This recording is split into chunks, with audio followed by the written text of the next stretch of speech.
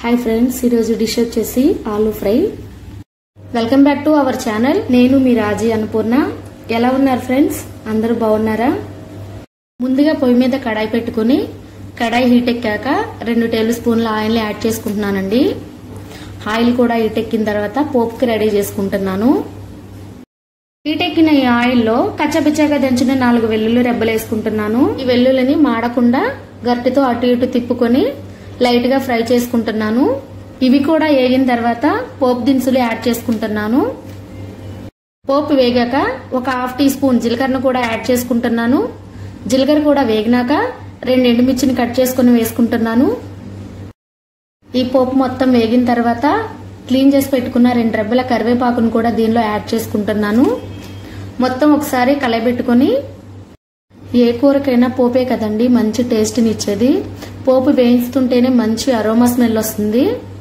ఈ aloo ఫ్రైలోకి medium size onion 1, 2 పచ్చిమిర్చిని clean చేసుకుని కట్ చేసుకుని పక్కన పెట్టుకుని వేగిన ఈ పోపులోకి ముందుగా కట్ చేసి పెట్టుకున్న ఆనియన్ పచ్చిమిర్చి పీసెస్ ను యాడ్ చేసుకుంటున్నాను. ఈ ఆనియన్ పచ్చిమిర్చిని బాగా ఫ్రై చేసుకోవాలండి. గోల్డెన్ బ్రౌన్ కలర్ వచ్చేంత వరకు వీడియోలో చూపిస్తున్న విధంగా ఫ్రై చేసుకుంటే సరిపోతుంది. దీనిలోనే రుచికి తగినంత సాల్ట్ ని యాడ్ చేసుకుంటున్నాను. మేము సాల్ట్ తక్కువ తింటామండి, మీ టేస్ట్ కి తగ్గట్టుగా మీరు యాడ్ చేసుకోండి. ఆనియన్స్ ని బాగా ఫ్రై చేసుకున్న తర్వాత ముందుగా క్లీన్ చేసుకుని ఉడికించుకొని పక్కన పెట్టుకున్న ఆలూ పీసెస్ ని దీనిలోకి యాడ్ చేసుకుంటున్నాను. చూడండి ఫ్రెండ్స్, వీడియోలో చూపిస్తున్న విధంగా మొత్తం కలుపుకుంటూ ఆయిల్లో ఈ ఆలూ పీసెస్ ని బాగా ఫ్రై చేసుకుంటున్నాను. ఇవి ఫ్రై అయిన తర్వాత 1/2 టీ స్పూన్ పసుపుని కూడా యాడ్ చేసుకుని మళ్ళీ ఒకసారి మొత్తం కలుపుకొని ఆయిల్లో బాగా ఫ్రై చేసుకుంటున్నాను.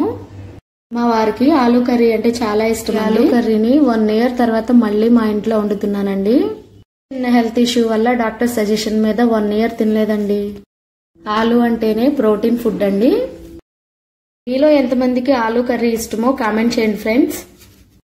ఈ కర్రీని మొత్తం కలుపుకుంటూ బాగా ఆయిల్లో ఫ్రై చేసుకుని దీనిలోకి 2 టేబుల్ స్పూన్ల కారం కూడా యాడ్ చేసుకుంటున్నాను. మా కారం ఘాటు తక్కువ అండి, అందుకని నేను 2 టేబుల్ స్పూన్లు యాడ్ చేసుకుంటున్నాను.